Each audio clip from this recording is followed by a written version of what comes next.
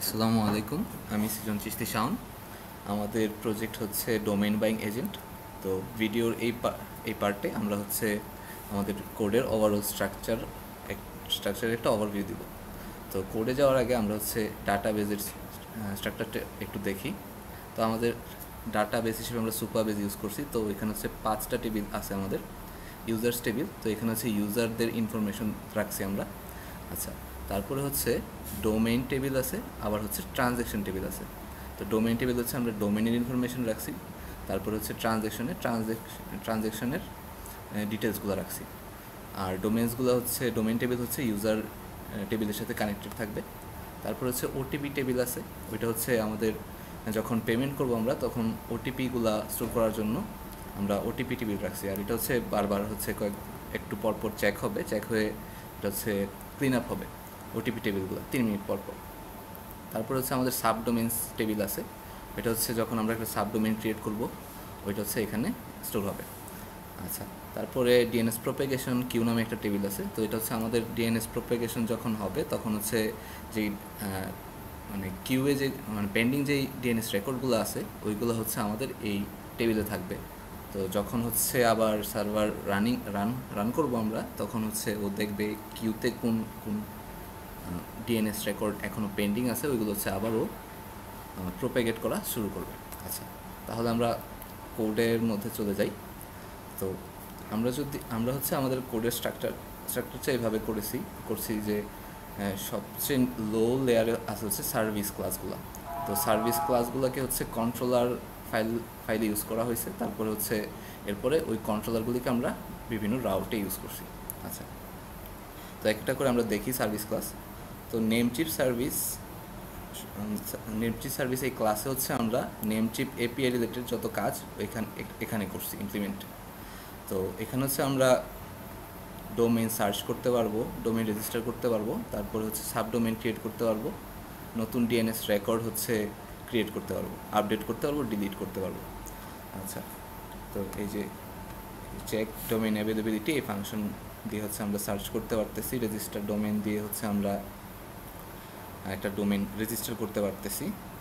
তারপর হচ্ছে pricing info এগুলো দিয়ে হচ্ছে আমরা একটা ডোমেইনের প্রাইস বের করতে পারতেছি। আচ্ছা, তারপর হচ্ছে ডিএনএস রেকর্ড ক্রিয়েট করতে পারবো, ডিলিট করতে পারবো, আপডেট করতে পারবো, সাবডোমেইন ক্রিয়েট করতে পারবো এবং প্রোপাগেশন চেক করতে পারবো। আচ্ছা, তারপর হচ্ছে আমাদের সাবডোমেইন সার্ভিস এই ক্লাসটা হচ্ছে আমাদের নেমচিপ এপিআই সার্ভিসে যে সাবডোমেইন রিলেটেড ফাংশনগুলো আছে এগুলো হচ্ছে ও এখানে আবার ইউজ করে সাবডোমেইনের ফাংশনালিটিগুলো এখানে ইমপ্লিমেন্ট করছে। তো সাবডোমেইন আমরা কী করতে পারি, সাবডোমেইন ক্রিয়েট করতে পারি, সাবডোমেইন আপডেট করতে পারি, একটা ডিএনএস রেকর্ড ক্রিয়েট করতে পারি, একটা ডিএনএস রেকর্ড আপডেট করতে পারি। তো এগুলো হচ্ছে ও এখানে ইমপ্লিমেন্ট করছে নেমচিপ সার্ভিস ইউজ করে। আচ্ছা, তারপর হচ্ছে ডিএনএস ব্যাকগ্রাউন্ড সার্ভিস নামে একটা ক্লাস আছে আমাদের। তো এটা হচ্ছে আমাদের যখন আমরা নতুন সাবডোমেইন ক্রিয়েট করব তখন হচ্ছে একটা ডিএনএস রেকর্ড ক্রিয়েট হয়, নতুন ডিএনএস রেকর্ড ক্রিয়েট হয়। আর এটা হচ্ছে নেমচিপে আমাদের প্রোপাগেট হতে প্রায় 12 মিনিট থেকে 48 ঘন্টা পর্যন্ত টাইম লাগতে পারে। তো এই জন্য হচ্ছে আমাদের একটা ব্যাকগ্রাউন্ড সার্ভিসের দরকার আছে যেটা হচ্ছে যখনই সার্ভার আমরা রান করব তখনই হচ্ছে ব্যাকগ্রাউন্ডে এই সার্ভিসটা পেন্ডিং ডিএনএস রেকর্ডগুলোকে মানে প্রোপাগেট হয়েছে কিনা ওইটা চেক করবে। আচ্ছা, তো ওইটা করার জন্য আমরা হচ্ছে ডিএনএস ব্যাকগ্রাউন্ড সার্ভিসটা রাখছি। আচ্ছা, তারপরে হচ্ছে স্ট্রাইপ সার্ভিস আছে। স্ট্রাইপ সার্ভিস হচ্ছে আমাদের পেমেন্ট করার জন্য। তো এখানে হচ্ছে পেমেন্ট করার সময় ক্রিয়েট কাস্টমার করব, আমরা ভেরিফাই করব, তারপর হচ্ছে পেমেন্ট ক্রিয়েট করব, পেমেন্ট করব, কনফার্ম করব, এই রিলেটেড যেই ফাংশনালগুলো আছে এগুলো হচ্ছে আমরা স্ট্রাইপ সার্ভিসে ইমপ্লিমেন্ট করছি। আচ্ছা, তারপরে ইমেল সার্ভিস, আমরা যখন স্ট্রাইপ দিয়ে পেমেন্ট করব তখন হচ্ছে আমাদের একটা ভেরিফিকেশনের ওয়ে লাগবে। তো আমরা হচ্ছে একটা ইমেল সেন্ড করব ইউজারকে। তো এই ইমেল সেন্ড করার জন্য যেই ফাংশনগুলি লাগবে এগুলো হচ্ছে আমরা ইমেল সার্ভিসে ইমপ্লিমেন্ট করছি।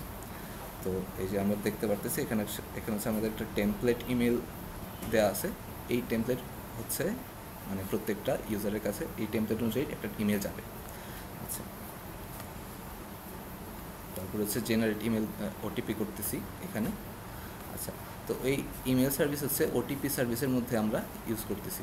তো হচ্ছে ওটিপি সার্ভিস হচ্ছে প্রথমে একটা ওটিপি জেনারেট করবে, তারপর হচ্ছে ইমেল সার্ভিস ইউজ করে একটা ইমেল হচ্ছে ইউজারের কাছে সেন্ড করবে। আচ্ছা,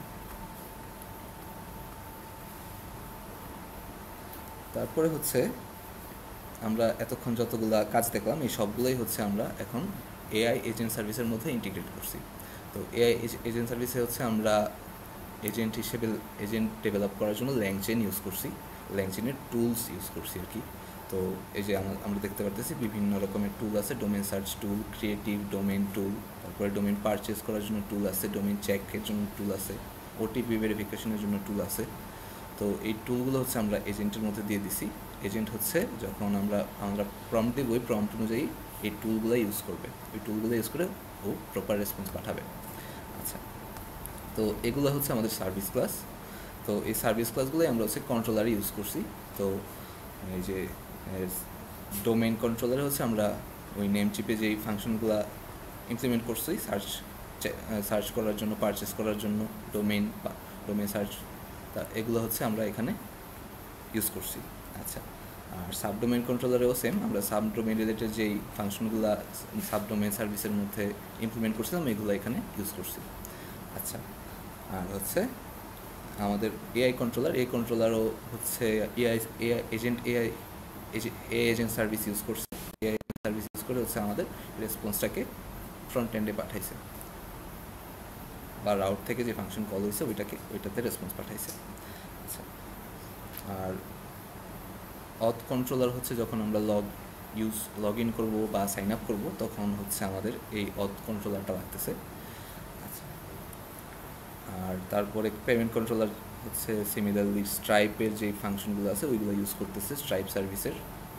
ওটিপি কন্ট্রোলার হচ্ছে ওটিপি সার্ভিসের ফাংশনগুলো ইউজ করে আমাদেরকে রেসপন্স পাঠাচ্ছে।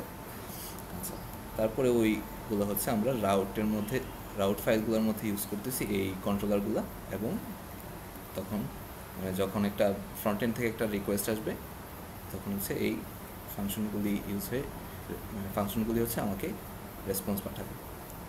আচ্ছা, তো এটা ছিল আমাদের মানে মোটামুটি ব্যাক এন্ডের কোড স্ট্রাকচার। তো আমরা যদি ফ্রন্ট এন্ডে যাই, ফ্রন্ট এন্ডেও আমাদের সিমিলার স্ট্রাকচার আছে। ফ্রন্ট এন্ডে হচ্ছে কিছু সার্ভিস ক্লাস আছে লো লেভেলে যদি আমরা বলি। তো সার্ভিস ক্লাসগুলি কী করতেছে, সার্ভিস ক্লাসগুলি হচ্ছে আমার ব্যাক এন্ডের যে এপিআই কল হচ্ছে, এপিআই কলগুলি হচ্ছে সার্ভিস ক্লাস থেকেই হচ্ছে। তো আমাদের এই যে পেজেস যেই ফাইলগুলি আছে, যেমন হচ্ছে আমরা ডোমেন সার্চ পেজে যদি দেখি, তো ডোমেন সার্চ পেজ থেকে হচ্ছে আমাদের কী করা লাগবে, ব্যাক এন্ডের ডোমেন সার্চ রিলেটেড যেই ফাংশনগুলি আছে, এপিআইগুলি আছে, এগুলো কল করা লাগবে। তো হচ্ছে আমরা দেখতেছি যে ডোমেন সার্ভিস ইউজ করতেছে। তো ডোমেন সার্ভিসে হচ্ছে আমরা ওই যেই ডোমেন রিলেটেড যেই এপিআইগুলি আছে এখানে হচ্ছে আমরা ওইগুলো কল করতেছি। তো সিমিলারলি এআই সার্ভিস হচ্ছে আমাদের একটা ফাংশন আছে চ্যাট উইথ এআই, এটা হচ্ছে আমাদের যে ব্যাক এন্ডের এআই এর এপিআই আছে ওইটাকে কল করতেছে। তো এটা বেসিক্যালি যে কাজ করে এটা হচ্ছে আমাদের যে প্রম্পটটা আমরা দিচ্ছি ফ্রন্ট এন্ডে ওইটা হচ্ছে ও জাস্ট পাঠায় দিচ্ছে, এবং ব্যাক এন্ডে হচ্ছে এআই এজেন্ট ওইটাকে অ্যানালাইজ করে আমাদেরকে একটা রেসপন্স পাঠাবে। তো সিমিলারলি বাকিগুলো এভাবেই কাজ করে। পেমেন্ট সার্ভিস হচ্ছে আমরা যে পেমেন্টের এপিআইগুলি কল করতেছি, সাবডোমেইন সার্ভিসে সাবডোমেইন রিলেটেড যেই এপিআইগুলি ওগুলো কল করতেছি, subdomain creation, subdomain deletion update করার জন্য, তারপরে হচ্ছে ডিএনএস রেকর্ড আপডেট করার জন্য এগুলো। ইউজার সার্ভিস হচ্ছে ইউজারের প্রোফাইল পাওয়ার জন্য, আপডেট করার জন্য, পাসওয়ার্ড চেঞ্জ করার জন্য, নর্মাল কাজগুলো করার জন্য, ইউজারের যে প্রোফাইল রিলেটেড যেই কাজগুলো আছে ওগুলো করার জন্য হচ্ছে আমরা ইউজার সার্ভিস রাখছি। তো এগুলোই হচ্ছে আমরা বিভিন্ন পেজ থেকে হচ্ছে ইউজ করতেছি এই এপিআই রেসপন্সগুলো। বিভিন্ন পেজ থেকে হচ্ছে এই ফাংশনগুলো কল করতেছি, ফাংশনগুলোর ভিতরে হচ্ছে আমাদের ব্যাকএন্ডের এপিআই কল হচ্ছে। তো ওইগুলো দিয়ে আমরা বিভিন্ন পেজে আমাদের রেসপন্সগুলো দেখাচ্ছি। আর তারপরে হচ্ছে আমাদের একটা কনটেক্সট ক্লাস আছে, অথ কনটেক্সট নামে। ওইটা হচ্ছে আমাদের কিছু রাউট আছে যেগুলো হচ্ছে প্রোটেক্টেড রাউট। তো ওই রাউটগুলোকে প্রোটেক্ট মানে হচ্ছে যেগুলা লগ ইন করে তারপরে অ্যাক্সেস করা লাগে। তো ওইগুলো অ্যাক্সেস করার জন্য হচ্ছে আমাদের অথ কনটেক্সট নামের এই ফাংশন, ওইটা হচ্ছে ওই জিনিসটা হ্যান্ডেল করতেছে, অথ কনটেক্সট। আর কিছু পাবলিক রাউট আছে, ওগুলো হচ্ছে আমাদের অথ কনটেক্সট ছাড়াই হচ্ছে আমরা অ্যাক্সেস করতে পারবো। আচ্ছা,